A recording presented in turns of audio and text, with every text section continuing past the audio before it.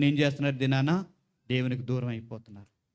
ఎంతోమంది జీవితాలని నేను చూస్తున్నాను. ఏమి లేనప్పుడు ఎంత భక్తి, ఎంత విశ్వాసం, ఎంత ప్రార్థన జీవితము. వారి జీవితాల్లో ఉద్యోగం లేనప్పుడు, వారి జీవితాల్లో పిల్లలు లేనప్పుడు వారి ప్రార్థన ఆలకించి పిల్లలనిస్తే, ఉద్యోగాన్ని ఇస్తే, ఆస్తి పాస్తులు ఇస్తే, ఐశ్వర్యం ఇస్తే, ఆ ఐశ్వర్యాన్ని ఆస్తి పాస్తులు ఇచ్చిన ఆ దేవుడిని మర్చిపోయి వాటినే విగ్రహాలుగా చేసుకుని ఎంతమంది అటువైపు తిరిగిపోతున్న ప్రజలను మనము చూడగలుగుతున్నాం ఈ దినాలలో. అందుకే ఆగూరు ప్రార్థన మనకి మాదిరికరమైన ప్రార్థన.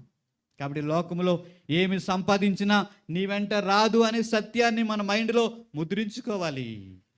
అంత మాత్రం చేత లోకంలో ఏమి సంపాదించుకోవద్దని వాక్యం చెప్పట్లేదు. నీ సంపాదన నేను దేవునికి దూరం చేయకోకుండా నీవు జాగ్రత్తగా కాపాడుకోవాలి.